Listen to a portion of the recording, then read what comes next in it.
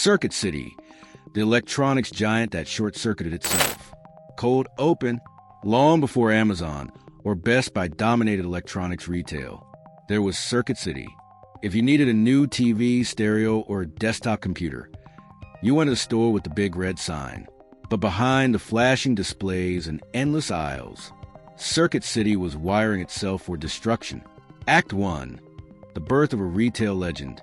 Circuit City began in 1949 as a small TV store in Richmond, Virginia. Founded by Samuel S. Wurtzel, it was originally called Ward's Company. The concept was simple: bring the latest consumer electronics into a clean, professional showroom. As technology exploded, so did Circuit City. By the 1980s and 90s, they were the go-to electronics destination in America. They were innovators to one of the first national retailers to embrace big box store layouts, helped launch CarMax, the used car superstore model, opened the city concept stores with minimalist designs. By 2001, they had over 700 stores, 60,000 employees, and $12 billion in annual revenue. They were everywhere. Act 2. The mistakes start small, but cracks began to show. First, they ignored the rise of big box competitors like Best Buy. While Best Buy offered open displays and self-service browsing, Circuit City stuck to commission-based, high-pressure sales. Then came the deadly cost-cutting move. In 2007, Circuit City fired 3,400 of its highest-paid salespeople, not for misconduct, but to save money.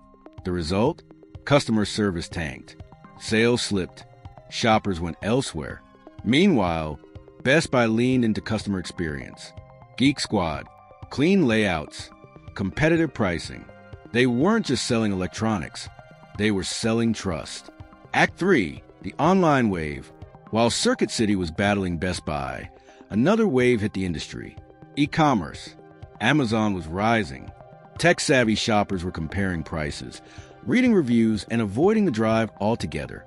Circuit City tried to catch up, relaunched their website, introduced in-store pickup, partnered with FireDog, their own Geek Squad clone.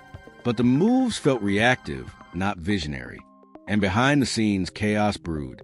Declining stock prices, mounting debt, high executive turnover, no clear leadership vision. Act 4, collapse mode. By 2008, the writing was on the wall. They posted a $239 million loss in a single quarter. In November 2008, they filed for Chapter 11 bankruptcy. Within months, 567 stores closed, 34,000 people laid off. Liquidation sales gutted the brand.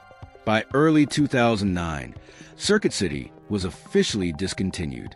A 60-year retail legacy, unplugged. Act V, the legacy circuit. But this isn't just a story of failure.